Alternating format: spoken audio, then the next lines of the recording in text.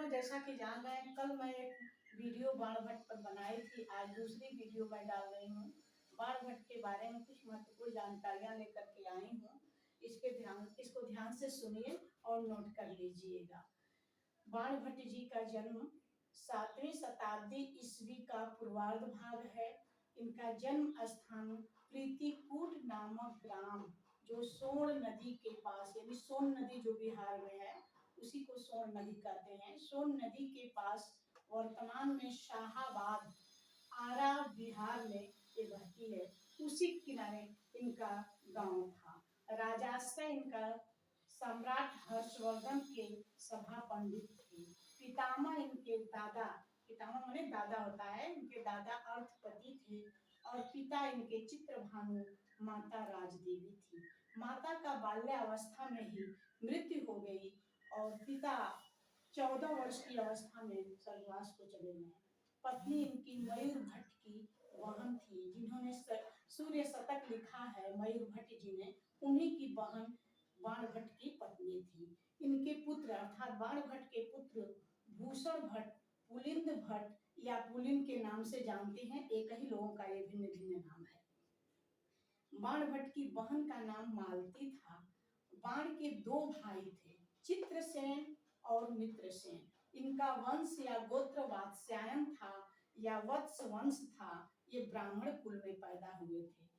ये उपासक शिव के थे, जिन्हें जो शिव को मानते हैं उन्हें हम शैव के नाम से भी जानते हैं। ते शैव थे अर्थात शिव के उपासक थे। बाण की रीति पांचाली रीति है।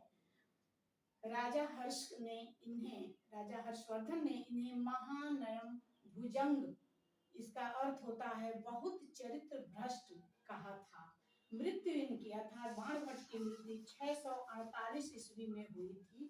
बाण का विवाह मयूर भट्ट, जिन्होंने सूर्य शतक की रचना की, उनकी बहन से विवाह हुआ था।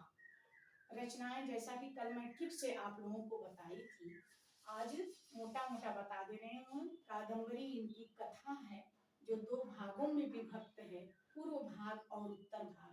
पूर्व भाग स्वयं बाणभट्ट जी ने लिखा है और जब यह मृत्यु शैया पर लेटे हुए थे उसी समय ये अपने पुत्रों को बुलाए और सबका परीक्षण किए। अंत में एक पुत्र इनका अच्छी प्रकार से जवाब दे पाया, इसलिए उन्होंने उत्तर भाग लिखने का दायित्व तो उन्हें ही सौंप दिए और स्वयं स्वर्गवास को चले गए। उस पुत्र का नाम वही पुलिंद भट्ट या भूषण भट्ट था। दूसरी रचना इनकी है हर्षचरितम। हर्षचरितम इनका आख्यायिका ग्रंथ है। यह इसमें 8 उच्छ्वास हैं। 3 उच्छ्वास में स्वयं इन्होंने अपने बारे में लिखा है तथा 5 उच्छ्वासों में स्वयं अपने गुरु अर्थात हर्षवर्धन के बारे में भी वर्णन किया है। तीसरी रचना इनकी है चंडी शतक, जो मुक्तक काव्य है। मुक्तक काव्य उसे कहते हैं जो कोई भी पद्य किसी से भी बद्ध नहीं होता है, अर्थात स्वयं अपने आप में स्वतंत्र होता है, उसे हम मुक्तक काव्य कहते हैं। मुकुट ताड़ितक इनका ये नाटक है और पार्वती परिणय ये नाटक है। हर्ष के चचेरे भाई कृष्ण के निमंत्रण पर बाणभट्ट हर्ष के दरबार में पहुंचे। इस प्रकार से इनका मित्रों वर्णन है। कल मैं बाण की वंशावली के बारे में कुछ आप लोगों को महत्वपूर्ण ट्रिक लेकर के आई थी। आज सीधा सीधा लिख दी हूँ, इसको भी एक बार सरसरी निगाह से देखें। बाण की वंशावली है वत्स के पुत्र हुए कुबेर और कुबेर के 4 पुत्र हुए अच्युत, ईशान, हर और पाशुपत। पाशुपत के अर्थपति हुए, उनके पाशुपत के पुत्र अर्थपति हुए और अर्थपति के पुत्र चित्रभानु हुए। चित्रभानु से 11 पुत्र पैदा हुए और उसमें से 11वें नंबर के पुत्र में, इन 11 पुत्रों में से बाणभट्ट एक थे। उन्हीं के पुत्र हैं पुलिंद भट्ट या पुलिन या भूषण भट्ट। इन्होंने ही कादम्बरी के उत्तर भाग को लिखा है। मित्रों, हमारी अगर वीडियो आपको अच्छी लगी हो तो लाइक एंड शेयर करिएगा। मैं प्रतिदिन कुछ न कुछ इसमें डालती रहूंगी।